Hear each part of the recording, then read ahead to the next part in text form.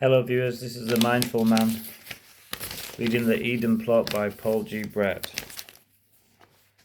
Matins in the cathedral the following morning was thinly attended, and the question of precedence mercifully failed to raise its ugly head. After the service, Kennington trudged along the road to the deanery, his shoulders weighed down by the problems he faced.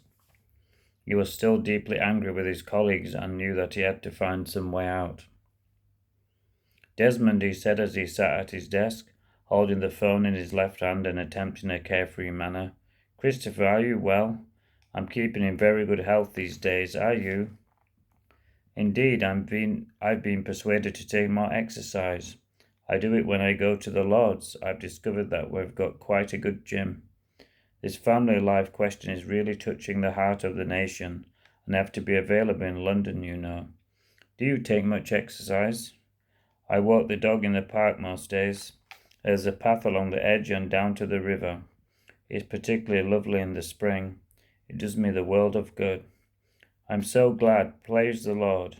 I'd ask you to work out with me. Dreadful expression, but I'm not sure it would be very convenient, would it? Now, can I help you with anything?" "Desmond, thank you for saying that. Actually, I have a little matter I'd like to talk to you about." Yes, I'll do what I can, of course. I've been reviewing the length of appointment of my colleagues at the cathedral, and I'm beginning to feel that one or two of our canons might well be ready for deployment in more challenging work. You know some of them have been here for longer than I have. Oakwood's an able man, very sharp, and Bounds has been extremely good on education, keeping us in touch with our history and our tradition. Southgate and Holloway have great potential too. We should not keep them selfishly to ourselves, don't you agree?" "I do, Christopher, I do. An excellent idea. I will look at our list of vacancies and see what might be possible.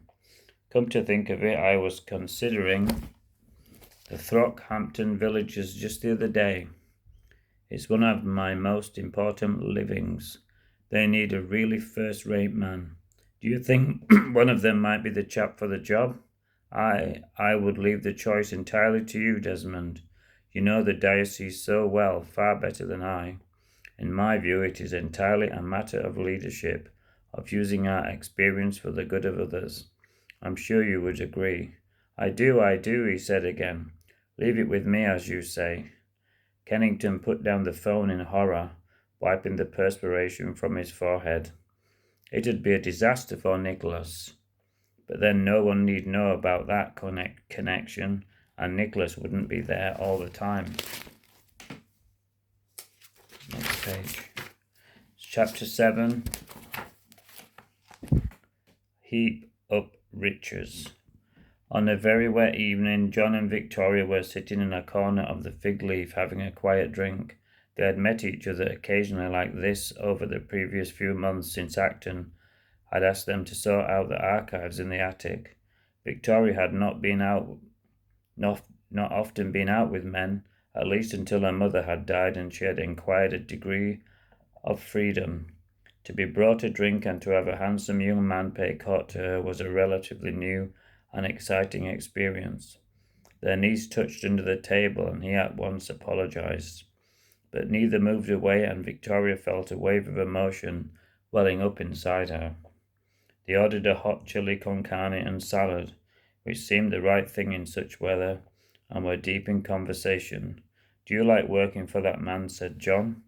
"I'd rather work for James Latimer," she replied with a smile.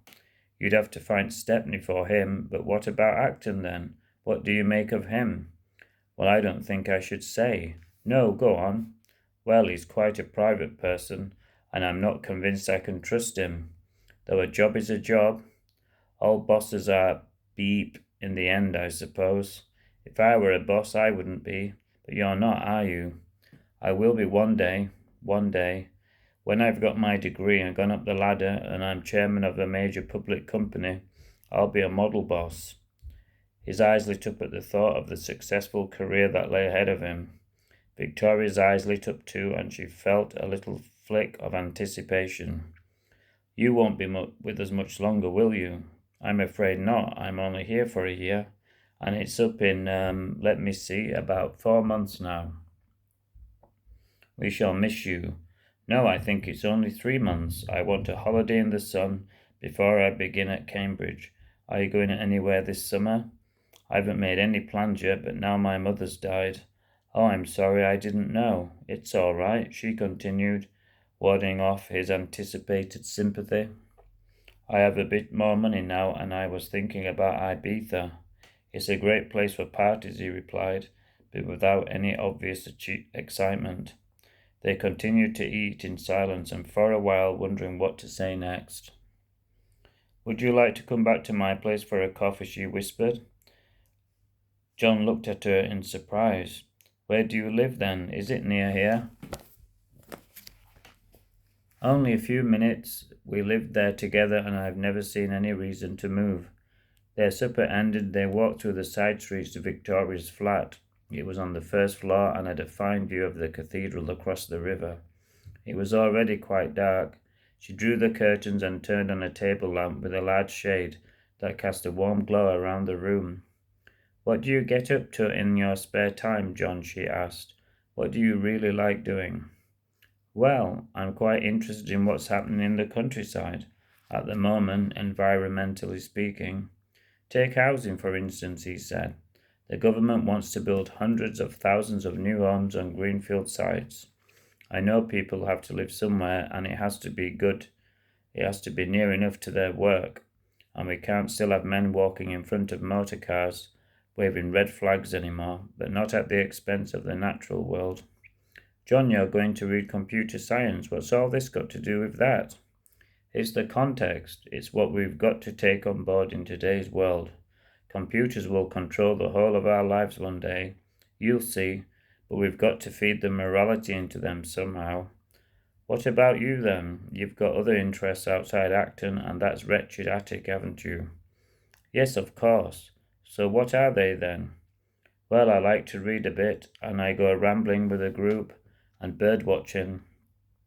There, that surprised you, didn't it? So you're interested in the countryside too? That's really weird. My father was a nature reserve warden for a while, and I grew up with wildlife, people, and bird watchers in the house all the time. I used to peer through the banisters in the evening and listen to what they were saying. It was a sort of magic for me. My father never made any money at it, and he left us almost penniless. That's why we moved to this flat, Mum and me. But I do care about the countryside. And now you're Acton's secretary. You could be doing more than that, Victoria. Yes, perhaps I could, she said wistfully, her mind drifting back into the past. But I don't know what. There was a little pause. Going on about morality and business, he continued. Look at food. People say they want organic these days. Mass-produced stuff is full of chemicals. I can understand all the fuss about GM crops, of course. It must be better to use less fertilizer, but not if it means letting the genie out of the bottle. She felt him retreating from her into this theoretical world. She must do something to bring him back. John, she said softly. What? Have you got a girlfriend? What? No at the moment, he replied, shaking his head, his mind racing. Then turning towards her with a smile, he said, But I think I might feel one coming on. As they kissed, she slid her hand along his leg. He did not resist, and a gentle stirring urged him on.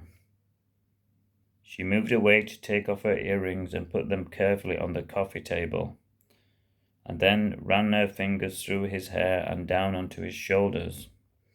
You're not a boy any more, are you? She said gently. And you're not a girl, he replied. Ooh, I hope it doesn't get too rude. I am, and I'll prove it to you, he said.